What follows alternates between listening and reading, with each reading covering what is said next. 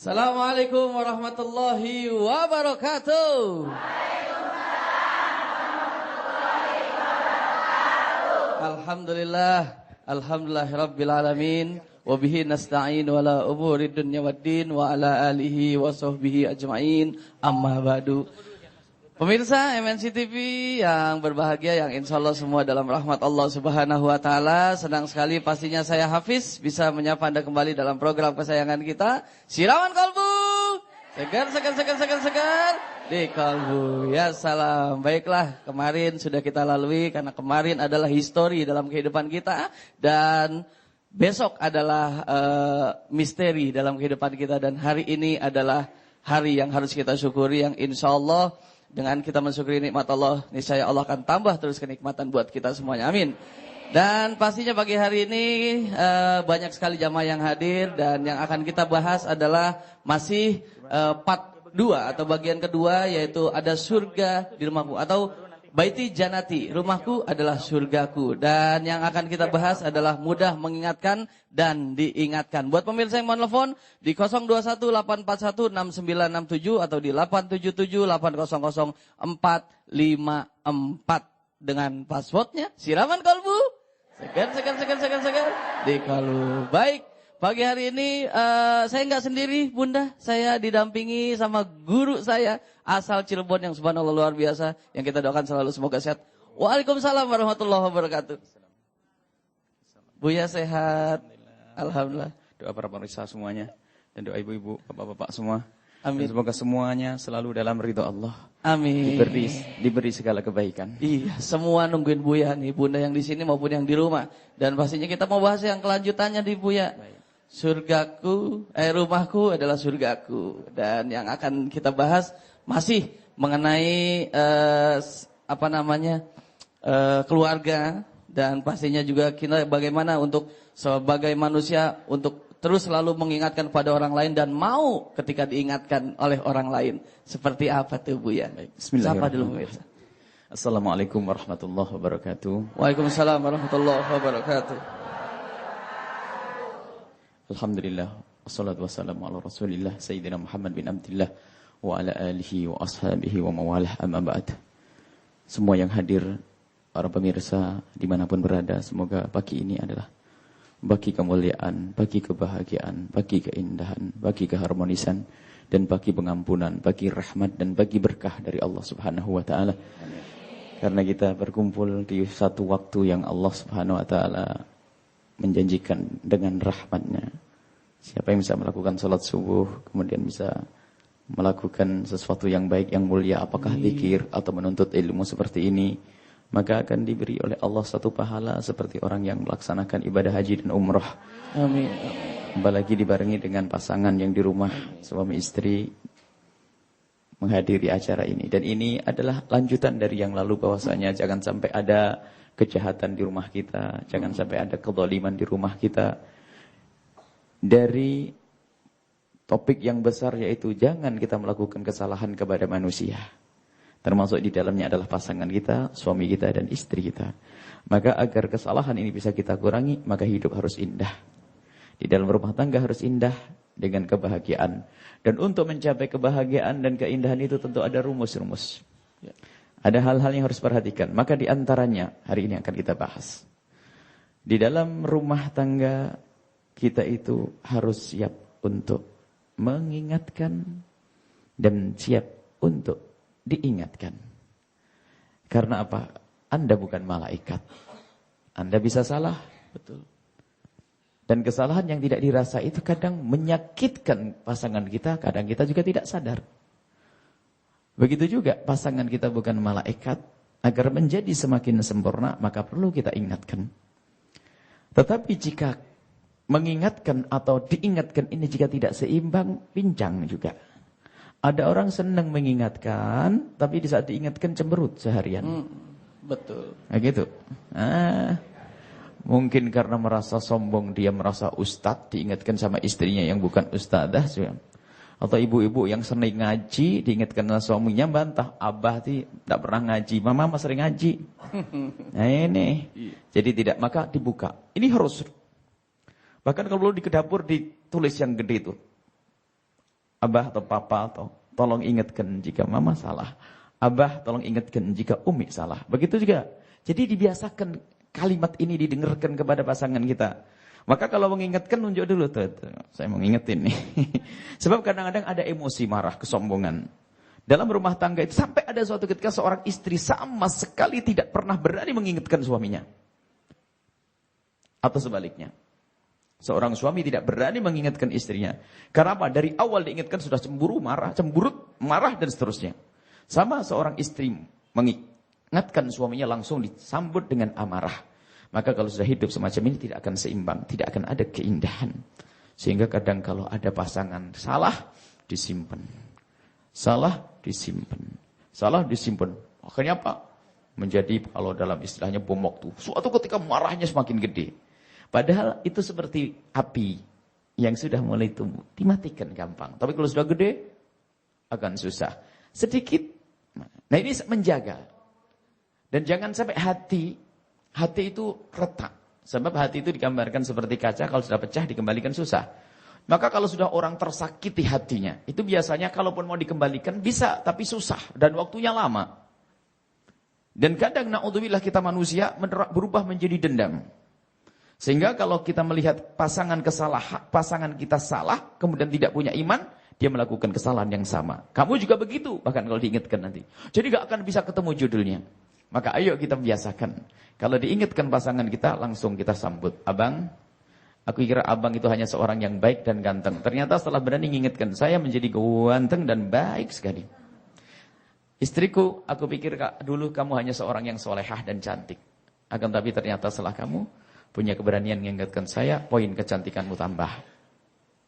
Coba dibesarkan hatinya. Terima kasih. Karena engkau telah mengingatkan aku beri anting 2 nanti. Nah gitu loh. Jadi membiasakan. Seperti Sayyidina Umar bin Khattab. Sayyidina Umar bin Khattab lihat. Beliau berterima kasih kepada siapapun yang mengingatkan. Termasuk istri di dalam rumahnya. Rahimallah imra'an ahdali uyubi.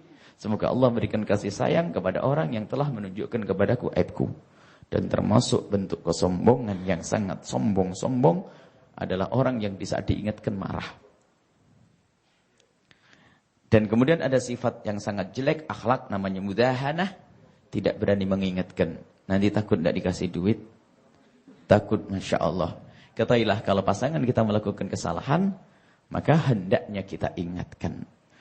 Cara mengingatkannya adalah pendidikan dari Nabi yang indah, yang baik, yang lembut. Yang baik, yang lembut. Para suami pun demikian. Kalau mendidik istrinya yang salah, lihat. Wallati takhafuna nusuzahun fa'idhuhunna. Bagaimana seorang suami dididik oleh Allah Subhanahu wa taala? Fa'idhuhunna, beri nasihat yang baik. Nasihat yang baik wajib. Pendidikan itu harus mengingatkan. Pertama kali adalah dengan nasihat yang baik, bukan langsung ditempeleng. Na'udzubillah, enggak boleh menempeleng istri. Istri pun demikian, menasihati yang baik. Dan nasihat yang baik itu adalah bukan baik kalimatnya saja, akan tapi orang yang ingin menyampaikan kebenaran untuk mengingatkan pasangan, bukan saja kalimatnya yang baik, tapi harus memilih waktu yang tepat. Di tempat yang tepat. Jadi kalau ibu ingin mengingatkan suami, adalah harus dipilih waktunya kapan. Bukan di saat suami melanggar. Sama para suami, jika ingin mengingatkan istri, tolong pilih waktu yang tepat. Jadi waktu indah mungkin lagi mesra, lagi bahagia, baru minta izin. Bahkan kalau perlu minta mohon maaf Mi, saya mau mengingatkan. Tapi jangan, saya mohon maaf Mi, jangan marah loh ya. Kenapa sih? Tapi tidak boleh syaratnya, nggak boleh marah loh ya. Sama seorang istri karena sudah biasa manja. Abah nggak boleh marah loh ya. Kenapa? Pokoknya jangan marah, janji. Kalau sudah berjanji, iya. Jadi biasakan dengan keindahan. Cuman kadang kita emosi. Kalau ngingatkan langsung, gini. Akhirnya disambut dengan marah juga. Sebab manusia pasangan kita belum kadang tidak kuat dengan cara semacam itu. Memang ada kaidah. Kalau ada orang mengingatkan kita dengan cara seperti apapun, hendaknya kita bisa nerima. Tanda ketawaduan. Sebab kemaslahatan lahir dan batin itu sama sebetulnya. Sama-sama maslahat. Contoh, kalau ada orang mengingatkan ibu-ibu, di saat ada kalajengking rambat di leher. Lalu orang kata, Bu, ada kalajengking. Apakah ibu marah? Jangan keras-keras ngingetin saya gitu. Tidak kan? Langsung begini kan? Oh, makasih. Kan begitu. Sama sebetulnya. Kalau mengingatkan urusan sesuatu yang maknawi, tentang kesalahan akhlak, kejelekan akhlak, sama sebetulnya. Cuman kadang orang dikuasai kesombongan. Sehingga karena dikuasai kesombongan, sehingga apa? Di saat diingatkan mudah marah. Maka ketahuilah, tidak ada baiknya orang, bukan suami yang baik. Jika diingatkan istri lalu marah. Dan bukan istri yang baik, sadar atau tidak ini semuanya. Kalau diingatkan malah, kalau ingat biasakan untuk berterima kasih. Kalau mengingatkan hakikatnya adalah apa? Membawa kepada kebaikan. Tidak usah berhelah dulu. Kalau ternyata memang pasangan kita misalnya, mengingatkan kita yang kita tidak salah, jangan dibantah hari itu. Ditunda nanti. Abang mohon maaf. Adapun yang abang sampaikan tadi sebetulnya, gini loh. Nah hujahnya nanti. Artinya kita membiasakan untuk terima kebenaran baik. Insya Allah. Ya, subhanallah. Buya awalan yang luar biasa. Tapi memang kadang kan yang namanya berumah tangga sebelum menikah biasanya keburukan itu belum terlihat ya Bu ya. Jadi kita nggak tahu laki kita aslinya kayak gimana, terus istri kita aslinya kayak gimana. Ketika sudah menikah, wah, ini baru ketahuan modelnya. Nah, seperti apa kelanjutannya nanti akan kita tanyakan banyak bersama Buya. Setelah yang satu ini kita akan lanjutkan. Tetaplah bersama kami di Siraman Kolbu. Segar di Kolbu. Ya salam.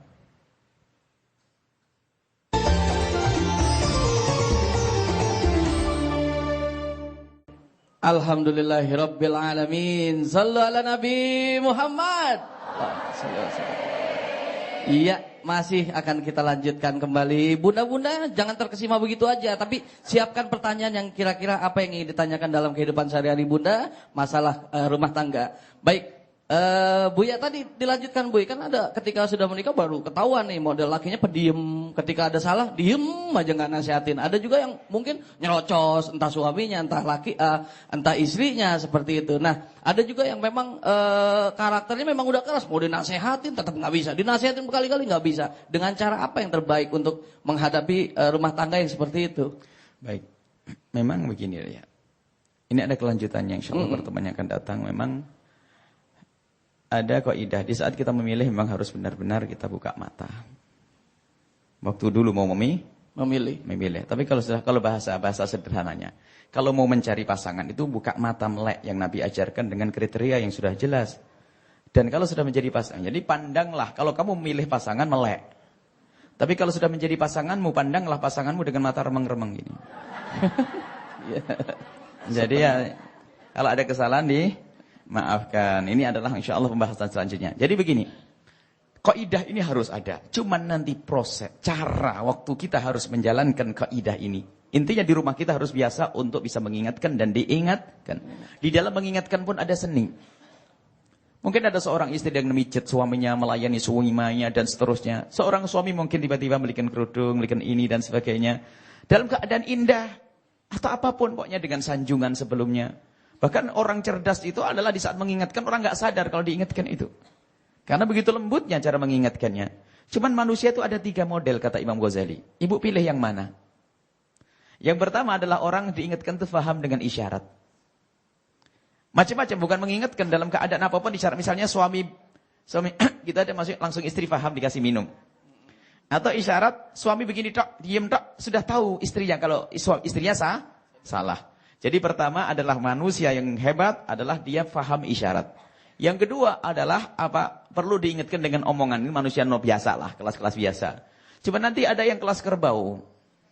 Yang seperti apa tuh Bu ya? Dikini enggak ingat. Oh iya benar. Kamu ini gimana? Nah, mana yang kelas kerbau kan begitu ya? Ya enggak ada. Jadi kita harus paham. Kita harus menjadi orang yang bisa diingatkan. Kemudian nanti cara. Dan mengingatkan itu pun ada caranya. Kadang ingat. Kebenaran tidak harus diucapkan saat itu. Artinya kita harus bisa milih waktu yang tepat. Kalau kita melihat istri melakukan kesalahan, kalau kita ingatkan saat itu bisa protes marah. Mungkin istri kita adalah gunjing waktu telepon. Kalau kita ingatkan dia akan marah protes. Akhirnya dibiarin dulu mungkin setelah selesai diingatkan. Mohon maaf gini cerita apa enggak nek? Kata Ustaz itu gunjing ini. Contohnya gunjing adalah mohon maaf ya sambil dicubit hidungnya enggak apa-apa. Contohnya, tak boleh marah loh ya. Apa sih contohnya? Telepon tadi sore. Masa gitu gonjeng-gonjeng? Itu kan benar terjadi. Ya itu gonjeng. Jadi ada cara yang pertama. Yang kedua kebenaran tidak harus diucapkan oleh lidah kita. Mananya apa? Mungkin tidak harus kita mengingatkan langsung. Tapi mungkin dengan surat. Sebab kalau melihat seremnya suami takut juga kan? Assalamualaikum suamiku tercinta, mohon maaf. Sungguh ini adalah surat cinta yang paling indah akan aku berikan gini. Suamiku semakin hari aku temukan semakin ini, semakin ganteng, semakin ini. Cuman sayang. Ya. Kok ada? Sayangnya bukan, tapi sayangnya pun tetap ganteng. Apa ini? Jadi sebut kalimat yang bukan kesalahan. Mungkin saya salah pandang, mungkin saya salah memahami. Kenapa abang kok masih melakukan seperti ini? Kalau Masya Allah. Jadi itulah yang saya tidak akan kurang cinta saya, tapi saya akan semakin tambah jika abang bisa menghentikan itu semuanya. Jadi dengan surat. Kalau surat itu ibu dibaca, mau marah orang nggak ada, ibu nggak ada. Tapi dibaca lagi ini. Di antara semacam itu. Baru nanti terakhir kalau nggak bisa, ya kan mendatangkan hakam penengah. Harus ada nanti kalau ada permasalahan. Cuman jangan buru-buru penengah nanti dalam selanjutnya. Pokoknya ini silsilah nggak bisa disebutkan semuanya. Nanti silsilah berikutnya ada bagaimana di saat kita menemukan suami yang tidak seperti itu. Akan tapi harus ada upaya. Atau istri nggak bisa diingatkan, maka ada upaya. Terus berusaha dan berusaha dengan bermacam-macam cara. Ya, baik Bu ya. Kita kasih kesempatan buat jemaah kita yang di sini. Baik, Bunda yang mau bertanya silakan. Yang mau bertanya silakan. Baik. Saya geser, ya Bunda, silakan. Assalamualaikum warahmatullahi wabarakatuh. Waalaikumsalam warahmatullahi wabarakatuh. Perkenalkan, nama saya Ibu Enok dari Majelis Talim Al-Jihad Jatimakmur. Dari Ibu Enok? Ibu Enok. Ya. Oh, bukan Mak Enok ya? Ibu bukan, Enok. Bu Enok ya. Ustadz, saya mau menanyakan ya tentang keluarga. Ini bagaimana caranya kita mengikhlaskan gitu. Kalau ada ganjelan gitu untuk memaafkan apabila ada yang menyakiti antara di keluarga gitu. Bagaimana caranya mengikhlaskan biar plong gitu ya, biar baik ya. Itu aja mungkin dari saya. Wassalamualaikum warahmatullahi wabarakatuh. Waalaikumsalam warahmatullahi wabarakatuh. Menjadi seorang yang ikhlas menerima permasalahan. Pertanyaan yang sangat baik sekali. Yang pertama harus dilakukan Ibu, koreksi diri kita. Jangan-jangan kita adalah orang gampang tersinggung, sensitif alias perasaannya kotor dan jelek. Kita koreksi dulu. Sebab ada orang gampang marah, gampang tersinggung, sifat jelek. Jadi kita koreksi dulu. Apakah kita seperti ini atau tidak? Nah kalau kita, kadang ada orang dikit-dikit tersinggung. Ada orang maksudnya baik, dianggap salah. Ini ada. Makanya ini harus koreksi dulu yang pertama. Kalau memang kita sudah baik ya. Kita sudah hati tatanya masih aja orang yang omongannya jelekit, ada bukti. Dia gunjing, ada ini. Ketahuilah bahwasanya ibu harus bersyukur. Kalau ibu adalah orang yang digunjing, bukan yang menggunjing. Sebab menggunjing dosanya sangat gede. Ibu kok difitnah. Bersyukurlah kok difitnah, bukan menjadi penfitnah. Ibu diolok, bukan yang mengolok. Sebab kalau orang mengolok, dosa. Jadi kalau diolok ini, alhamdulillah. Kemudian setelah itu kita tata pendidikan dari Nabi SAW. Sebetulnya itu adalah jihad. Seperti orang jihad di jalan Allah. Lebih hebat daripada ibadah menata hati. Sehingga kalau ada orang marah, pendidikan dari Nabi sudahlah. Gimana cara untuk menghapus amarah kita kepada seseorang? Adalah kita mendoakannya. Sudahlah, doakan dengan doa yang baik. Sehingga wanita solehah benar, nggak pernah keluar kalimat kotor dari mulutnya. Ada kesalahan dari orang lain, marah, dia gunjing dan sebagainya. Allah, ya Allah, jangan kau timpakan musibah kepadanya, ya Allah. Ampuni dia, ya Allah. Berikan kesadaran kepadanya, ya Allah. Dan seterusnya. Dia dengan cara mendoakan. Sampai dikatakan, kalau ibu berani mendoakan dia dengan doa yang baik dan mulia, hati bersih, yang pertama. Yang kedua apa? Allah akan berikan kebaikan kepada ibu terlebih dahulu. Dalam hadis riwayat Imam Muslim, ma min abdin muslimin yad'u li akhihil muslimi ala dhaghril ghaibi ila wa qala al malaku walaka bimithlin. Kalau kita doain orang, Bu, kalau kita doain orang yang bikin kesel pada kita, atau orang itu tidak bikin kesel, apalagi yang bikin kesel, maka dengan doa-doa kebaikan itu, malah kita yang diberi dulu. Ibu pengen apa sekarang? Ya Allah, semoga anaknya orang itu soleh, ya Allah. Semoga suaminya tambah sayang, ya Allah. Semoga rizkinya tambah luas, ya Allah. Kalau sudah ibu begitu, malaikat menjawab, ibu dapat duluan lah. Makanya rugi doain yang jelek. Maka dengan banyak mendoakan doa yang baik, maka ini akan mengundang pengkabulan doa dari Allah Subhanahu wa taala. Iya, baik Bunda Ibu Nok. Ya, terima kasih. Ya, kita akan sapa pemirsa kita yang di rumah yang sudah tergabung bersama kita. Halo, Assalamualaikum. Waalaikumsalam. Shallu ala Nabi Muhammad. Sallallahu alaihi wasallam. Iya, subhanallah. Baik. Dari Bapak siapa di mana, Pak? Dari Bapak Muhammad Kubro. Dari mana Pak? Jogja. Jogja, silahkan pertanyaannya Pak. Ini mau nanya nih, ya. Kebetulan cobaan tentang rumah tangga ini kadang tidak diduga. Suatu ketika anak saya itu sekolahnya kan dari SMP Muhammadiyah, SMA-nya di MAN. Kemudian dia kuliah di salah satu perguruan tinggi di UII Jogja. Kemudian udah berjalan berapa tahun dia batal nggak mau kuliah, pindah lagi di Universitas UPN. Tapi kelakuannya itu kok ya tidak sesuai dengan tuntunan latar belakang pendidikannya dia. SMP Muhammadiyah, SMA di MAN, Ya. kemudian tapi kelakuannya kok jarang. Baik, Bapak. Dengan tuntunannya. Pak, tapi pendidikannya selesai Pak? Maksudnya kuliahnya sampai tuntas atau terputus di tengah jalan? Ya, waktu di UI terputus. Terputus. Kemudian kalau boleh tahu ngambil jurusan apa ketika kuliah? Oh, kalau di UI ambil komunikasi. Komunikasi. Kemudian ketika pindah? Ya, sekarang juga ambil lagi komunikasi. Komunikasi. Kemudian setelah kerja di bidang apa Pak? Oh, ini sekarang lagi melanjutkan kuliah. Lanjutkan kuliah. Nah, jadi masalahnya di mana nih Pak? Yang pengen dibahas dan ditanyakan? Masalahnya saya ini sedang kena cobaan stroke. Stroke. Anak saya juga begitu. Maksud saya itu sekolah biar lancar. Kita doakan tiap malam tahajud, hajat. Setiap kali sholat fardu dan lainnya selalu kita mohon pada Allah. Baik. Ya. Baik. Maksud saya supaya dia dapat petunjuk dari Allah sesuai tuntunan Islam. Amin. Oke. Amin. Ya. Seperti itu Bapak.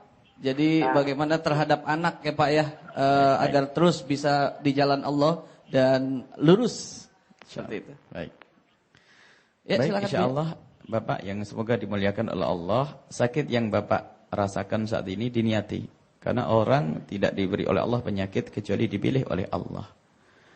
Pilihannya antara Allah ingin mengampuni dosa Bapak, karena Allah tidak ingin menyiksa Bapak. Allah ingin memuliakan Bapak di akhirat nanti. Atau Allah ingin mengangkat derajat Bapak. Atau Allah ingin memberikan pahala besar. Kalau begitu, apapun yang Bapak rasakan saat ini adalah kebaikan, maka niatkan dengan penyakit yang Bapak rasakan saat ini, semoga ini menjadi sebab kebaikan untuk anak-anak. Sehingga orang terima dengan musibah yang diberikan oleh Allah adalah suatu kemuliaan. Kemudian untuk putra Bapak, kalau memang kadang-kadang sekolah tidak bisa dipaksa tidak bisa menjalani dengan benar. Sementing anak kita baik. Ada beberapa anak yang tidak bisa melanjutkan kuliah, ternyata bisa bergabung dengan tempat yang bermulia. Misalnya Bapak, kita punya tim dakwah yang ada di Jogja sana. Barangkali putra Bapak bisa bergabung, nanti bisa diarahkan lagi. Dan kita juga menyekolahkan anak di Jogja sana untuk sekolah sesuai dengan sesuatu yang dia sukai. Artinya apa? Disenangkan dulu anak-anak kita. Jadi bergabung, kalau Bapak pengen anak baik, pergaulan Bapak. Kita punya kawan-kawan, anak-anak yang ada di Jogja, barangkali nanti Bapak bisa mencari alamatnya, paling tidak ke Cirebon dulu alamatnya, di Al-Bahjah Cirebon, di Al-Bahjah Cirebon, Sendang Sumber. Nanti ada kita punya komunitas di sana, anak yang kuliah di sana. Sehingga kita akan bisa apa? Akan bisa beri wacana, waran. Biarpun tidak kuliah dulu, nggak apa-apa. Nanti akan bangkit kembali loh. Kamu sudah punya ilmu, kenapa tidak kau lanjutkan? Diberi motivasi. Nah, ini yang orang lain yang beri motivasi. Atau paling tidak nanti suruh datang ke pondok, nanti kita ajak bicara, kenapa semacam itu. Dulu ada anak yang terputus dari komunikasi, akan tapi setelah masuk ke tempat kita, akhirnya mau melanjutkan lagi di jenis disiplin ilmu yang sama. Kadang-kadang perlu digugah hatinya. Mungkin ada satu protes yang selama ini ia tidak ada sesuatu hal yang tidak ia capai, maka perlu diajak diskusi baik, ngomong yang baik dengan anak tersebut. Insya Allah Bapak. Dengan kerinduan Bapak pengen anak yang baik, anak yang soleh, insya Allah akan dikabul oleh Allah Subhanahu Wa Taala. Yang menjadi masalah bukan begitu.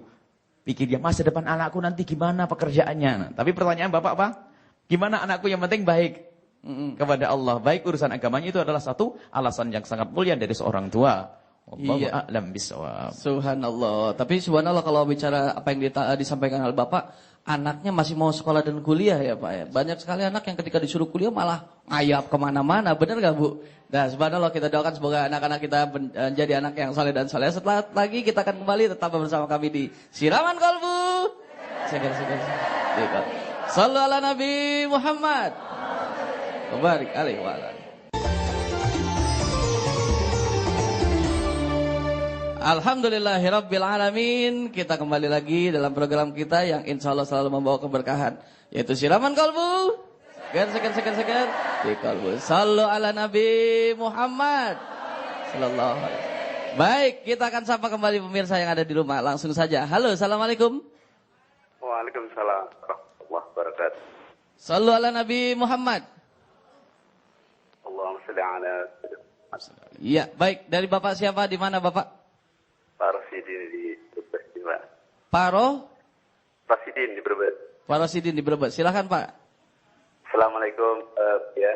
Waalaikumsalam warahmatullahi wabarakatuh. Ini Bu ya, kadang-kadang kita kalau di keluarga sama istri nggak sadar gitu. Kadang-kadang melanggar ayatnya gitu ya. Contohnya yang ini. Sadar kenapa? Ya. Bapak, mohon maaf suara TV. Ya. Bapak sebentar Bapak. Suara TV-nya agak dikecilkan, Pak. Oke. Supaya lebih jelas di sini terdengarnya. Oke. Silakan Pak, lanjut. Ini Pak, cuma dengan ayat yang surat Al-Zurah ayat yang ke-12 nih. A'udzubillahi minasyaitonir rajim. Ya ayyuhallazina amanu tanibu katsiran minadh-dhon inna ba'dadh-dhoni itsm. Wala tajassasu wala yaghtab ba'dukum ba'dha ayuhibbu ahadukum ayyakula lahma akhihi maitan fatarihtum. Ini ya. Yang hubungannya dengan wala yaghtab itu kadang-kadang terpelosok gitu. Kadang-kadang tanpa sadar kita itu ngomongin orang gitu. Bagaimana cara kita itu apakah langsung cuma istighfar atau harus ketemu sama orang yang minta maaf gitu. Baik. Gimana Bu ya? Sudah paham Bu ya? Baik, paham. Baik, ya. insyaallah. Sudah Bapak? Ya, Sudah. Baik. Iya, terima kasih Bapak. Baik, subhanallah. Ini masih ada hubungannya bagaimana kita tobat dengan manusia. Ada satu dosa yang sangat besar tapi jarang dibahas. Orang membicarakan tentang menutup perzinaan. Ada minuman keras. Ada satu dosa yang lebih gede daripada itu semuanya. Yaitu menggunjing. Ada pernah dibahas menggunjing? Jarang dibahas menggunjing. Wala yaghtab ba'dukum ba'dha. Menggunjing adalah ngomongin kejelekan orang. Ngomongin kesalahan orang. Yang orang itu tidak senang kalau kita sebut. Dan benar terjadi. Jadi ngomongin sesuatu yang benar terjadi, misalnya ada tetangga berzina. Lah kalau kita ngomongin di sini, ini sama seperti dosanya berzina. Kalau tetangga kita berzina, ingat ilmu yang pernah kita pelajari, diapain? Itu tidak boleh kita ngomongin. Bahkan kalau ada orang curhat kepada kita pun, kita katakan, awas. Kamu jangan cerita kepada siapapun. Dan saya pun tidak boleh cerita pada istri dan anak-anak. Haram bagi saya cerita. Cuman kadang orang mencari dosa. Senang ngomongin, oh iya. Oh iya saya juga ngelihat. Benar tuh. Habislah semuanya satu majelis. Dia yang namanya menggunjing ini luar biasa. Menggunjing ini ternyata bukan terjadi pada orang awam saja. Imam Ghazali rahimahullah ta'ala. Maka ini para asatid pun harus takut. Imam Ghazali mengatakan bahwasanya al-ghibah menggunjing itu faqihatul fuqaha. Ahli fikih itu kalau habis makan tuh makan buah. Jadi buahnya itu gunjing. Habis ilmu gunjing. Gunjing ustadz sana, gunjing kiai sana, ngomongin sini. Dan itu gak sadar. Maka dari itu hati-hati. Ada-ada di rumah itu sambil ngobeng kalau bahasa orang Jawa sambil kerja di tempat tetangga ada kemantenan sambil ngomongin subhanallah. Bahkan orang mati pun digunjing kadang-kadang. Oh ini loh karena begini. Allah, neraka ini, hati-hati. Menggunjing adalah dosa yang sangat besar. Jaga lidah kita jangan sampai menggunjing. Kalau kita menggunjing seseorang, dosanya menggunjing itu sama dengan yang digunjing itu. Bahkan ini naudzubillah, dosa luar biasa, dosa gede minal kabair. Dilarang di dalam Al-Qur'an. Kemudian bagaimana agar kita bisa terhindar dari menggunjing itu? Kalau kita ada orang menggunjing, pilihannya dua. Kalau kita melihat orang menggunjing, pilihannya dua. Kita mengingatkannya, satu. Kalau tidak mengingatkannya, pergi. Kalau tetap duduk di situ, bagian dosa dapat. Sebab orang itu gunjing tidak mungkin sendiri, Bu. Karena ada temannya. Ada orang gunjing sendiri di kamar, orang itu gak ada. Karena ibu duduk di situ, maka dia menggunjing. Maka ibu dapat dosa yang sama. Jadi gak ada pilihan. Kalau ibu ada orang gunjing atau ustadz gunjing, tinggalkan majelisnya. Kita sering dijebak untuk menggunjing juga. Buya gimana ustadz yang itu? Jangan dibawa saya untuk menggunjing. Ini majelis mulia mau dibawa untuk menggunjing. Saya tidak pernah kenal dia. Ada salah satu ustadz di televisi misalnya melakukan begini. Saya tidak pernah melihat dia. Saya tidak pernah kumpul dia. Saya sebelum bersempat tanya kepada dia. Jangan dibawa ke sini. Harus ditutup mulutnya. Jangan dibawa saya untuk menggunjing siapapun. Gunjing besar. Dan komentari ustadz di sana. Ustadz ini. Dan kita tidak tahu niatnya apa. Dan hakikat kejadiannya seperti apa. Ya, baik. Kemudian setelah itu bagaimana? Kalau kita tidak bisa mengingatkannya, pergi. Harus pergi, ibu tinggalkan majlis. Makanya kalau kami punya majlis ada gunjingan, ibu tinggal saja. Kalau ibu tidak berani mengingatkan, daripada dosa. Biar saya berhenti dari dosa. Kalau ternyata ibu-ibu pada jamaah pada pergi, kan selamat saya nggak jadi gunjing lagi kan. Nah, kemudian kalau cara bertobatnya ada 2 cara. Cara bertobat yang penting. Ibu bagaimana bertobat dari menggunjing seseorang? Kalau bapak yang bertanya tadi. Kalau anda pengen tobat dari menggunjing, ada 2. Yang pertama. Jika orang yang anda gunjing itu tahu anda menggunjingnya, maka anda pun harus datang. Atau lewat surat atau apapun, lewat siapapun untuk minta maaf. Karena dia tahu anda menggunjing. 1. Jika dia tidak tahu kalau anda menggunjingnya, atau susah anda cari, ya jangan ngomong. Kalau anda, atau orangnya ada tapi anda tidak tahu. Kalau dia tidak tahu, misalnya ada tetangga sebelah ibu gunjing. Ibu di sini gunjing. Lah ibu mau tobat, gimana? Nggak usah rombongan datang. Wah Haji, mohon maaf. Tadi satu majelis kami menggunjing ibu. Oh tambah marah dia.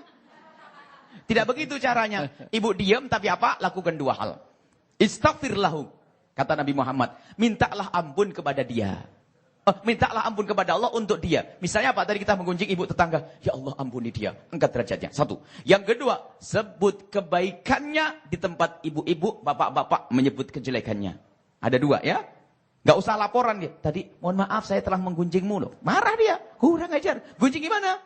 Gak usah. Diam-diam saja. Istighfar ya Allah ampuni dia ya Allah. Yang pertama. Yang kedua apa? Menyebut kebaikannya di tempat kita menyebut kejelekannya. Kalau tadi kita katakan dia adalah orang yang selingkuh, astagfirullahaladzim. Oh dia orang baik, enggak, itu salah, itu fitnah. Jangan sampai ya Allah, semoga Allah mengampuni saya. Dia orang baik, orang soleh. Atau solehah. Itu. Jadi begitunya caranya. Ya. Semoga Allah mengampuni kita dan menjauhkan kita dari yang namanya menggunjing. Subhanallah. Baik, itu tadi Bapak yang dari Brebes dan sekarang sudah ada penelpon lagi. Langsung saja kita sapa. Halo, assalamualaikum. Waalaikumsalam warahmatullahi wabarakatuh. Sallu ala Nabi Muhammad. Sallallahu alaihi wasallam. Iya, baik. Dari Ibu siapa di mana? Ibu Riri, Jakarta. Ibu Riri di Jakarta, silakan pertanyaannya. Assalamualaikum Pak Ustaz. Waalaikumsalam warahmatullahi wabarakatuh. Ya, kebetulan saya baru ditinggal suami. Yang saya tanyakan, masa idah bagi yang ditinggal wafat itu berapa lama? Dan apakah amalan-amalan apa yang akan membantu almarhum di sana untuk meringankan siksanya ya Pak Ustadz. Sekian, terima kasih. Assalamualaikum warahmatullahi wabarakatuh. Waalaikumsalam warahmatullahi wabarakatuh. Dari pertanyaan seperti ini tinggal meninggal ya. Semoga Allah menguatkan hati ibu. Ya. Suami insyaAllah dalam kemuliaan. Punya istri yang solehah. Yang tanya tentang syariat. Kadang perempuan yang tidak punya iman tidak pernah mikir iddah. Amin ya Allah. Nah, insya Allah ibu akan dimuliakan dan anak-anak ibu juga nanti dijawab. Punya putra ibu, punya anak? Alhamdulillah. Alhamdulillah, baik. Ibu ketahuilah bahwa masa iddah ibu 3. Ibu kalau punya kandungan tidak? Kalau punya kandungan sampai lahir sang bayi selesai masa iddah. Kalau ibu tidak punya kandungan 4 bulan 10 hari. 4 bulan Arab. Bukan 4 bulan, jadi dikasih 4 bulan yang utuh plus 10 hari nanti. Kemudian di masa iddah, kalau ibu adalah masa iddah, sekaligus masa iddahnya seorang wanita yang ditinggal suaminya, beda dengan cara iddahnya orang yang dicerai. Kalau orang yang dicerai masih boleh berdandan dan keluar rumah sesuai dengan kebutuhan. Tapi kalau orang yang ditinggal oleh suami, ini sering salah paham. Termasuk ada di satu kota itu ustadzah berfatwa. Kalau ada orang dicerai suaminya, nggak boleh dandan, nggak boleh ini. Bahkan kalau masih tolaknya tolak 1, hendaknya berdandan. Barangkali suaminya balik lagi. Cuman karena salah paham, dia tidak ngaji. Jadi kalau dicerai itu katanya nggak boleh dandan, nggak boleh keluar rumah dan sebagainya. Keluar rumah maksudnya kalau kebutuhan yang dekat. Atau dengan izin mantan suaminya yang mencerai 1 dan 2. Tapi kalau seorang sudah dicerai, meninggal, suaminya meninggal, Maka di samping di samping ibu tidak boleh keluar rumah, ibu menghindari daripada berdandan dan tidak boleh dipinang oleh siapapun sampai selesai. Tidak boleh berdandan, jadi yang wajar saja. Tidak boleh keluar rumah kecuali darurat. Misalnya apa? Daruratnya apa? Ibu tidak ada yang memberi nafkah. Maka ibu harus bekerja mencari uang untuk memberi nafkah anak-anaknya. Kemudian jika ada orang, ini salah lagi di masyarakat. Salahnya apa? Katanya kalau ada orang langgar iddah suruh ngulang. Nggak ada ngulang iddah itu. Misalnya ada orang bandel perempuan, habis cerai, suaminya meninggal sering keluar. Katanya batal, diulang lagi, nggak ada ngulang. Dia dosa, tapi nggak usah diulang iddah itu. Diulang nanti malah nggak beres-beres ya. Jadi ada orang nggak ini harus ada ilmunya demikian. Ibu tetap di rumah yang mulia dan minta kepada doanya ada bala. Nah, ngomong ini bulan Maulid banyak sholawat. Sholawat menghibur hati. Allah walladzi yusalli alaikum wa malaikatu yukhrijakum minadh dhulumati ilan nur. Jadi kita membaca sholawat kepada Rasulullah yang banyak, sambung dengan Nabi, maka Allah akan bersolawat kepada ibu dengan berapa 10 kali, dan sholawatnya Allah kepada makhluk adalah apa? Allah akan mengeluarkan dari segala hal yang menjadikan susah. Dan banyak zikir Bu ya, dekat kepada ulama, dekat majelis mulia. Baik, Allah a'lam bishawab. Ya, Terima kasih. makasih Bu Riri. Baik, insyaallah. Ya. Waalaikumsalam. Waalaikumsalam warahmatullahi wabarakatuh. Sallu ala Nabi Muhammad. Allahumma shalli ala. Kita akan kembali setelah yang satu ini. Tetap bersama kami di Siraman Kolbu. Seger di Kolbu.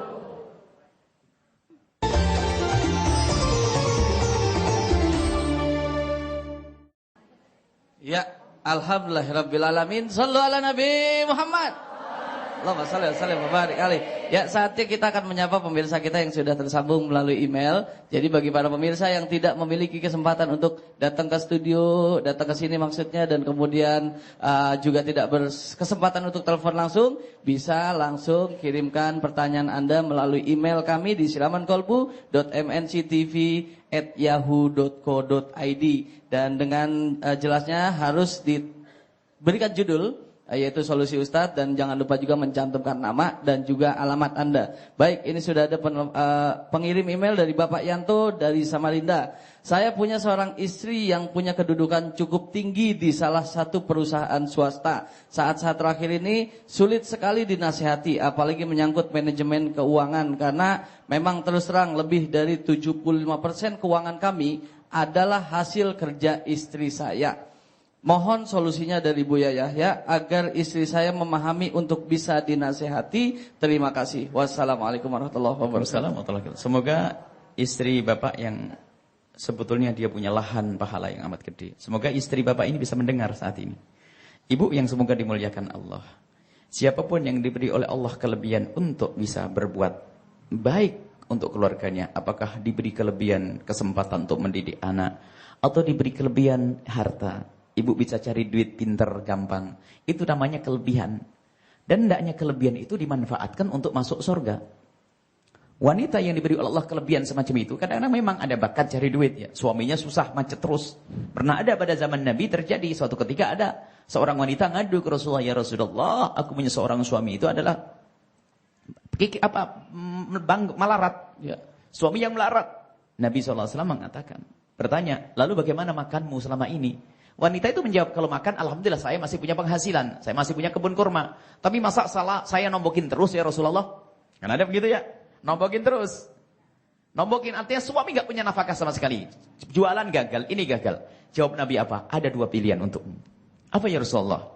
Karena kamu tidak diberi nafkah, maka kamu punya hak untuk minta cerai. Mikir minta cerai, hak. Karena apa? Kalau makan kan tidak bisa ditunda. Neng makannya minggu depan, gak ada kan? Itu indahnya Islam, kalau wanita di bawah naungan seorang laki-laki, kok laki yang gak ngasih nafkah, dia bisa minta cerai untuk bisa nanti menikah dengan orang lain yang bisa mencukupinya. Cuman dia mikir, ya Rasulullah, adakah pilihan yang lain selain itu? Dia sudah punya anak. Dan dia punya kisah, ada cinta sebetulnya. Cuman hanya urusan nafkah saja sempit di suami. Lalu Nabi mengatakan, pilihan yang kedua adalah engkau yang mencukupinya. Dan di saat itu engkau mendapatkan 3 pahala. Pahala sedekah, pahala nyenengkan suami, dan pahala silaturahmi dengan anak-anakmu. Dan itu bagimu adalah kemuliaan yang luar biasa besar. Apa jawab wanita tersebut? Ya Rasulullah, biar aku milih yang kedua saja. Allah, wanita solehah. Itu kan lahan pahala. Ibu yang mendengar atau yang punya masalah ini, sebetulnya itu lahan pahala buat Anda. Anda bisa menolong suami luar biasa. Pahala itu nyenangkan suami, pahala silaturahmi Anda memberikan nafkah, sedekah, semuanya itu Bu yang Anda lakukan.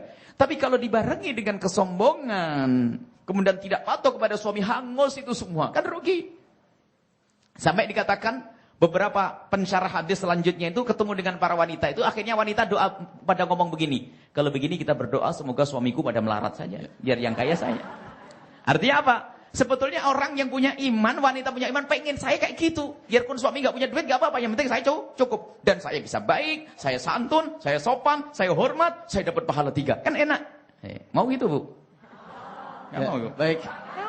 Ya, cuman jangan sampai urusan kerja jadi nomor 1 bagi seorang wanita. Kalau ternyata ibu menemukan suami melarat, tidak mampu, nah ini harus mau jadi wanita mulia. Jangan sombong, jangan kurang ajar. Kenapa? Yang Allah berikan kepada Anda, ibu, suami istri daripada yang bertanya, yang Allah berikan kepada Anda adalah lahan pahala. Tinggal Anda berubah niat, semakin santun kepada suami.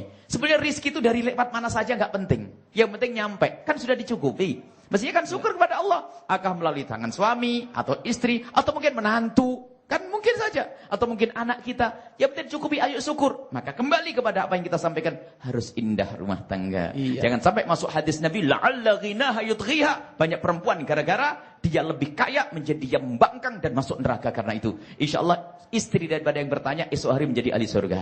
Amin. Bagaimana kalau sebaliknya Bu ya? Suami sudah mencukupi nih, tapi ternyata istrinya masih ngerasa pengen lebih terlihat ada seperti itu. Itu bagaimana? Kita paham ini adalah masalah selanjutnya nanti. Sebetulnya adalah itu istri yang menyiksa suami. Tidak pernah punya tenang. Dan nanti ada aksar ini uritu anna arakta aktsaru ahlin nari an-nisa. Nabi pernah melihat di dalam neraka itu banyak wanita. Bukan ibu-ibu, bukan. Tidak usah tersinggung.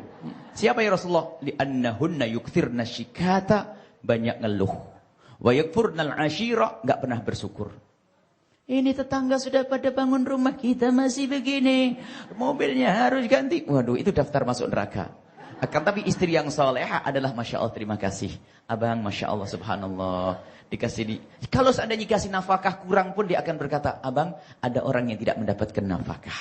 Kita masih di nafkah. Pokoknya jalani hidup dengan indah dan indah. Harga mati seperti kami sampaikan. Jangan sampai ada keributan-keributan. Baik, Alhamdulillahirabbil alamin. Buya, sudah banyak yang disampaikan, mohon disimpulkan agar lebih mudah lagi kita menerima dan juga mengamalkan dalam kehidupan kita, Buya. Baik, tata hati. Sekaligus doa. Tata hati bahasanya, ibu bisa bersalah. Dan kesalahan itu sebetulnya menyakiti. Maka bersyukurlah kalau ibu diingatkan oleh pasangan. Begitu juga, di saat ibu melihat kesalahan atau para bapak melihat kesalahan istri, bergegaslah. Sebelum kesalahan itu bertambah. Dan tanda cinta kalau kita sudah bisa mengingatkan. Kalau ibu punya suami gak pernah mengingatkan, itu tidak cinta. Itu hanya pengen jasadnya ibu saja. Kalau ibu punya istri gak pernah mengingatkan, itu istri kurang ajar. Dia hanya butuh duitnya saja. Bung, saya mau masuk neraka kau biarkan? Mestinya ingatkan saya. Termasuk urusan kami dengan para santri, wahai para santriku. Kalau engkau bisa mengingatkan saya, poin. Saya akan tambah cinta. Ini bukan malaikat. Bukan, ingatkan kalau saya salah. Bahkan suatu ketika ada yang ingatkan, Buya itu jangan ngomong goblok lah kalau penceramah. Oh ya baik, makasih nak ya. Saya ngomong goblok, kan gitu ya. Nah, jadi ada yang mengingatkan. Jadi mengingatkan itu adalah nikmat. Baik, mari kita tutup dengan doa. Bismillahirrahmanirrahim. Alhamdulillahirabbil alamin. Allahumma shalli ala sayyidina Muhammad wa ali sayyidina Muhammad. Allahumma ya rabbana alif baina qulubina. Ya Allah, pertemukan hati kami dalam cinta ya Allah. Dalam cinta karenamu, wujudkan keindahan dalam rumah tangga kami, suami istri yang saling mencintai, saling memuliakan, saling menghormati, saling berkorban, jauh dari percekcokan, jauh dari perselisihan ya Allah. Ya Allah, dalam keadaan apapun ya Allah, jadikan hidup kami indah ya Allah. Indah dan indah dan indah. Ya Allah, berikan kepada hati kami ketawaduan sehingga kami mudah di saat diingatkan ya Allah. Dan berikan kepada kami kecintaan yang sesungguhnya kepada pasangan kami sehingga mudah bagi kami untuk mengingatkan. Dan ya Allah, jadikanlah budaya hidup di rumah tangga kami adalah kami mudah untuk diingatkan dan senang jika diingatkan. Jangan sampai ada kesombongan di rumah tangga kami ya Allah. Ya Allah, jangan sampai ada kezaliman di rumah tangga kami. Yang ada adalah hanya keindahan, yang ada hanya sanjungan, yang ada adalah pujian, yang ada adalah ucapan terima kasih, yang ada adalah kalimat maaf, yang ada adalah keindahan ya Allah dan bukan kezaliman. Engkau yang memiliki cinta, berikan kecintaan kepada kami. Engkau yang menguasai hati kami ya Allah. Jadikan hati kami hati yang saling mencintai karenamu. Dan kami mohon ya Allah, tambahkan kecintaan kami kepada pasangan kami ya Allah. Ya Allah, dan jangan kau kurangi. Takut kami berbuat dolim di saat kau kurangi. Mudahkan segala urusan kami. Lapangkan rezeki kami. Yang sakit sembuhkan. Yang punya hutang mudahkan kami dalam bayar hutang kami. Dan panjangkan umur kami dalam ketaatan serta sehat walafiat. Dan berikan kepada kami semua husnul khatimah. Mati dalam keadaan iman. Dan kami mohon ya Allah, jadikan ucapan kami di akhir hayat kami kelak. Saat kau hendak mencabut nyawa kami. Jadikan ya Allah saat itu hati dan lidah kami mampu mengucapkan kalimat agung dan mulia. La ilaha illallah Muhammadur Rasulullah. La ilaha illallah Muhammadur Rasulullah. La ilaha illallah Muhammadur Rasulullah sallallahu alaihi wasallam. Rabbana atina fid dunya hasanah wa fil akhirati hasanah wa qina adzabannar. Wa sallallahu ala sayyidina Muhammadin wa ala alihi washabbihi wasallam. Walhamdulillahi rabbil alamin. Al-Fatihah. Al-Fatihah. A'udzubillahi minasyaitonir rajim. Bismillahirrahmanirrahim. Iyyaka na'budu wa iyyaka nasta'in. Ihdinas siratal mustaqim. Shiratal ladzina an'amta 'alaihim ghairil maghdubi 'alaihim waladdallin. Amin. Shallu ala Nabi Muhammad. Terima kasih pemirsa, pastinya mohon maaf kalau ada salah dan hilaf. Kesempurnaan hanya milik Allah Subhanahu wa taala. Wabillahi taufiq wal hidayah. Assalamualaikum warahmatullahi wabarakatuh.